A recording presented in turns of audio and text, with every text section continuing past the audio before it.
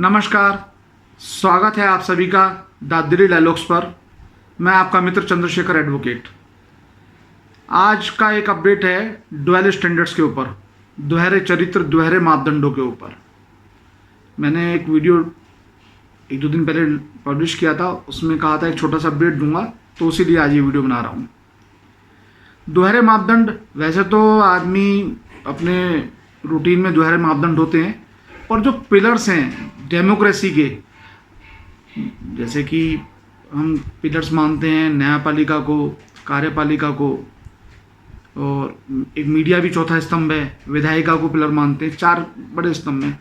जब यहाँ dwell standard होने लगे, मतलब यहाँ संविधान का मतलब कहते हैं, संविधान मतलब जो सभी के ऊपर समान रूप से विधानित हो, सबके लिए समकक्ष कानून हो, सबके लिए बराबर कानून हो, तो उसी के हिसाब से उसको संविधान कहते हैं।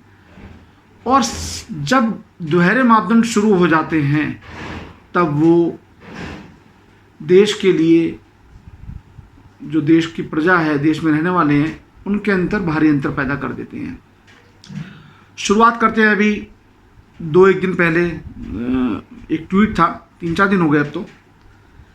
दानिश सिद्दीकी एक पत्रकार थे और बहुत ही साहसिक पत्रकार थे। उन्होंने कोरोना काल में भी बहुत अच्छे फोटोग्राफी के साथ उन्होंने पत्रकारिता की और फोटो पेश किए। सभी न्यूज़ चैनलों में चर्चा पे रहे, उसमें नहीं जाना चाहूँगा मैं, अखबारों में भी आए। तो अफ़गान पाकिस्तान के बॉर्डर पे वो फोटोग्राफी के लिए गए, पत्रकारिता के लिए गए। दुर्भाग्यवश वहाँ उनकी मृत्यु हो गई। वहाँ पे क्रॉस फायरिंग में, गोलीबारी में मृत्यु हो गई। हालांकि वो पत्रकार थे, प्रेस का उन्होंने वो टैग लगाया हुआ था, पर गोली ने नहीं पहचाना उनको। गोली ने ये भी नहीं देखा कि वो मुसलमान हैं, पर उनकी मृत्यु हो गई। तो दुख की बात है कि पत्रकार जो ऐसे मोर्चे पे जाकर पत्रकारिता कर रहा है, जहाँ पे बहुत कठिन परिस्थितियाँ हैं, तो और वहाँ उनकी मृत्यु होती है, तो ये बहुत दुख का विषय है। परंतु एक पत्रकार हमारे रवीश कुमार जी, उनका मैं ट्वीट डाल रहा हूँ, आप ट्वीट देखिए, पढ़िएगा ट्वीट को। ये ट्वीट है उनका, देख लिया। उन्होंने ट्वीट में क्या लिखा, वो ट्वीट में लिखते हैं, मैं ट्वीट पढ़ के ही सुना देता हूँ। भारतीय पत्रकारिता को एक साहसिक मुकाम पर ले जाने वाले दानिश सिद्दीकी, आपको सलाम, अलविदा। बहुत अच्छी बात। आपने हमेशा मुश्किल मोर्चे चुने, मोर्चों पर आप शहीद हुए। पुलित्जर पुरस्कार प्राप्त करने के बाद भी आपने मोर्चों का चुनाव नहीं छोड़ा। बंदूक से निकली उस गोली को मैं हजारों लानतें भेजता हूं, जिससे आपकी मृत्यु हुई। कहने का अर्थ है, रवीश कुमार जैसे पत्रकार जो एनडीटीवी पे प्राइम टाइम चलाते हैं, वो ये कहने का साहस नहीं कर पाए, तालिबान के ने गोली से दानिश सिद्दीकी को मार दिया, उनकी मृत्यु कर दी, उनका कत्ल कर दिया, उनको बंदूक की गोली से उड़ा दिया। तो ऐसे दोहरे मापदंड क्यों भाई?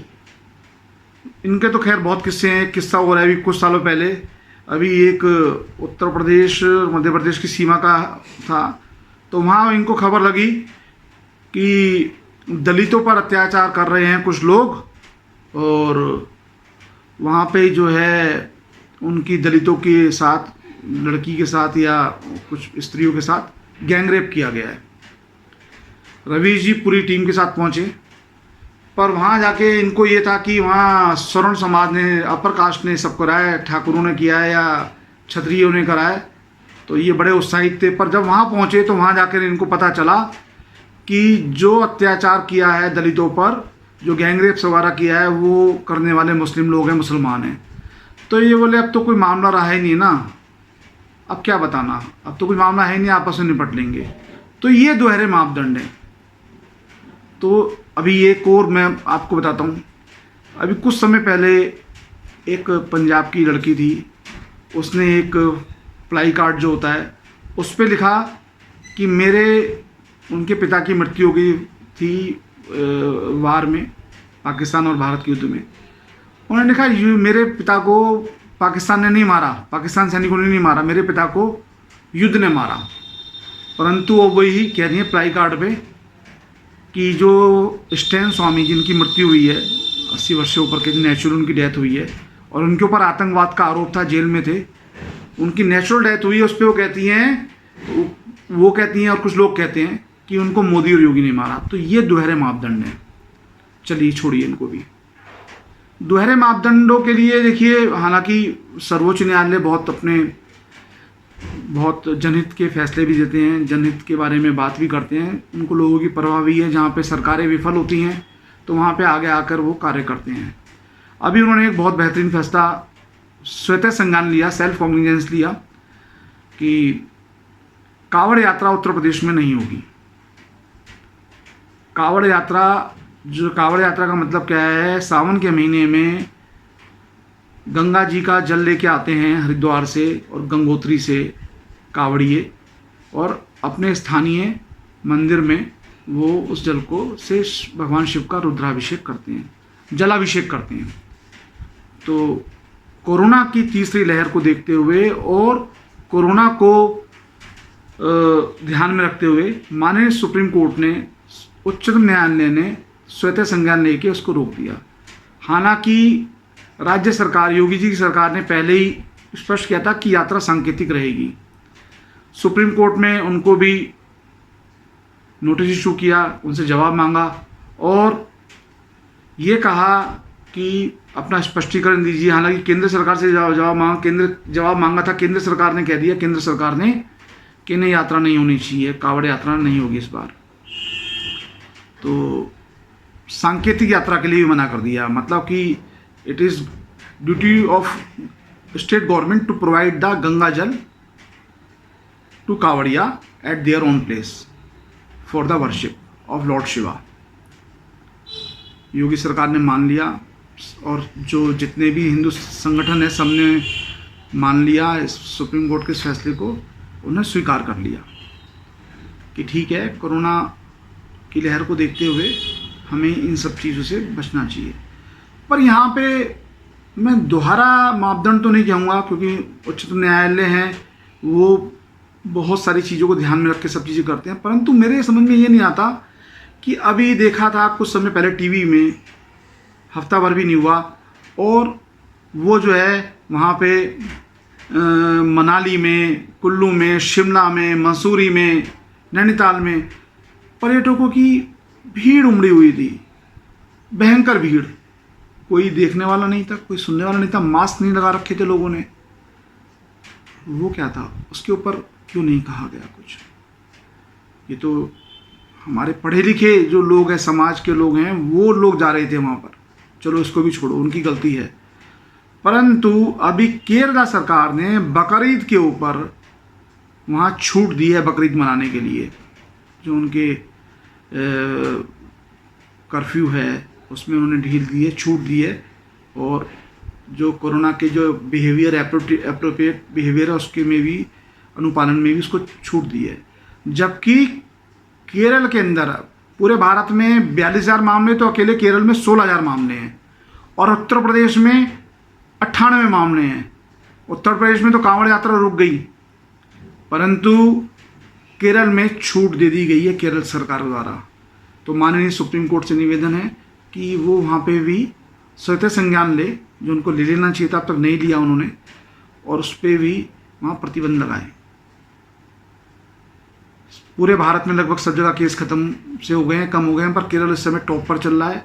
16,000, 17,000, 15,000 केस रोज आ रहे हैं, परंतु माननीय सुप्रीम कोर्ट संज्ञान लेके उसको रोके, क्योंकि केरल अभी भी सबसे ऊपर चल रहा है कोरोना के मामलों में, और तीसरी लहर विशेषज्ञ कह रहे हैं कभी भी आ सकती है। अब बात करते हैं कुछ और चीज़ों की, जैसे कि मैंने आपको बताया कुछ और ऐसे मुद्दे हैं जहाँ पे हमारे कार्यपालिका और न्यायपालिका सब चुप हो जाती है। जैसे कि दीपावली पे सुप्रीम कोर्ट स्वतः संज्ञान लेता है कि प्रदूषण होगा, पटाखे नहीं बजाने चाहिए, पटाखे नहीं फोड़ने चाहिए। बहुत अच्छी बात है, बिल्कुल अच्छी बात है, पर्यावरण का ध्यान रखना चाहिए, नहीं फोड़ने चाहिए। परंतु वही जो न्यू ईयर पे और अन्य जो पर्व हैं, क्रिश्चियन पर्व, उन पे वो सब जारी रहता है। ऐसा क्यों? सबके लिए समान होना चाहिए ना। मैं पढ़ के और बता देता हूँ आपको। सेकुलर के बारे में बताऊंगा इसमें ही 1 मिनट का, कि सेकुलर लोग लगाते हैं पिटीशन कि जो गोरक्षकों पे बैन लगा दो। तो गोरक्षकों पे सुप्रीम कोर्ट बैन लगाता है और या उनके ऊपर कार्रवाई करता है। जलीकट्टू खेल से में बैलों को हानि होती है, सेकुलर याचिका लगाते हैं सुप्रीम कोर्ट में और सुप्रीम कोर्ट उसको बैन कर देता है। परंतु बकरीद पर हजारों लाखों बकरे काटे जाते हैं, सुप्रीम कोर्ट को तब नज़र नहीं आता है। ये भी एक चिंतनीय विषय है। और कोई याचिका लगाता है, उसकी याचिका खारिज हो आती है कि ये बकरीद पे कुर्बानी देना उनकी धार्मिक आज़ादी है। चलो जी, कोई बात नहीं। दही हांडी की ऊंचाई जो है माननीय उच्चतम न्यायालय तय करता है और कहता है इससे बच्चों की सुरक्षा को खतरा है। परंतु ये सब मुहर्रम वाले दिन कहाँ जाता है, जहाँ बच्चे अपने चैनों से अपनी छाती चीर लेते हैं और खून निकाल लेते हैं, तब उस पर भी बैन लगना चाहिए ना कायदे से। तो उस समय वहाँ पे माननीय सुप्रीम कोर्ट कहीं कुछ नहीं कहता। रोहिंग्या को भारत में बचा दो, सेकुलर कहते हैं, याचिका लगाते हैं। तो माननीय सुप्रीम कोर्ट कहता है इस पर विचार करेंगे, जब तक विचार है तब तक इनके लिए इंतजाम किया जाए खाने पीने का, इनको रहने दिया जाए। तो ये कश्मीरी पंडित की बात कहते हैं, कश्मीरी पंडित को रजिस्ट्रेट करो, तो क्या it is to decide by the government, और ये मैटर पुराना है, पिटीशन डिसमिस। तो ये सब दोहरे मापदंड हैं, डुअल स्टैंडर्ड है, ये सब आप लोग डिसाइड कीजिए क्या है। सबरीमाला मंदिर जिसमें रजस्वला स्त्रियों की एंट्री प्रवेश को प्रतिबंधित है, वहाँ सुप्रीम कोर्ट कहता नहीं, सभी लोग जाएंगे, इसमें सभी स्त्रियाँ जाएंगी। वहाँ पे सनातन संस्कृति, सनातन धर्म, हिंदू धर्म की धार्मिक भावनाएं नहीं दिखती, जो हमारे लिखा हुआ है, जो हमारे धर्म ग्रंथों में लिखा हुआ है। परंतु मस्जिदों में महिलाओं को नहीं घुसने देंगे, ये उनका धार्मिक मामला है, इसमें सुप्रीम कोर्ट कुछ नहीं बोलेगा। तो ये सब चीज़ें क्या हैं? ये सब चीज़ें सब दोहरे मापदंड है। और मैं मुस्लिमों, जो हमारे मुस्लिम भाई हैं, वो अपने धर्म के प्रति बड़े सजग हैं और होना भी चाहिए। मैं उनको अप्रिशिएट करता हूँ। और हमारे मुस्लिम हमारे कोई शत्रु नहीं है, हमारे शत्रु तो केवल वो सेकुलर लोग हैं, वो सेकुलर नहीं सेकुलर लोग हैं जो मानसिक रूप से धर्मनिरपेक्ष, मानसिक रूप से बीमार वाले धर्मनिरपेक्ष हैं, जो धर्मनिरपेक्षता का मतलब ही नहीं समझते। उनका कार्य केवल धर्मनिरपेक्षता की आड़ में हिंदू धर्म को आहत करना है, चोट पहुंचाना है, नीचा दिखाना है, सनातन संस्कृति को नुकसान पहुंचाना है। उनको कोई मतलब नहीं है, उनको कोई मतलब नहीं है। उनका मतलब है कि कैसे इनकी हिंदू मुस्लिमों में आपसी परस्पर संबंध ना रहे, अच्छे संबंध ना रहे, सद्भाव ना रहे, अंतर बढ़ता जाए, हिंदू धर्म को नीचे धरातल में लेके जाना उनका एक मुख्य मकसद है। तो ये सब आप लोग देखिए, आप लोग सजग होइए। मैंने अपनी तरफ से आपको दोहरे मापदंडों के बारे में बताया। दोहरे मीडिया के दोहरे मापदंड तो भरे पड़े हैं, आप सबको पता है, ये कुछ लेटेस्ट थे, मैंने इसलिए अपडेट दिया आपको।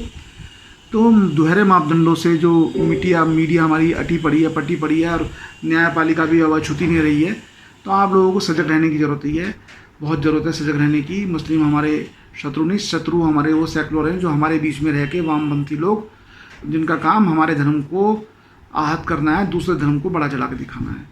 मैं समझता हूँ कि मेरे बताए गई जो जानकारी है, जो मैंने आपको जानकारी दी, उससे आप संतुष्ट होंगे। अगर संतुष्ट होंगे तो आप कृपया करके वीडियो को लाइक कीजिएगा और चैनल को शेयर कीजिएगा, वीडियो को शेयर कीजिएगा, कमेंट्स कीजिएगा। और चैनल को आपने सब्सक्राइब नहीं किया है तो आप सब्सक्राइब कीजिएगा, जिससे मुझे और अच्छी वीडियो बनाने के लिए आपको मुझे प्रोत्साहन मिलता रहे, जिससे मैं आपको अच्छी अच्छी जानकारी देता रहूँ। कृपया करके चैनल को सब्सक्राइब कीजिएगा, बेल आइकन को हिट कीजिएगा।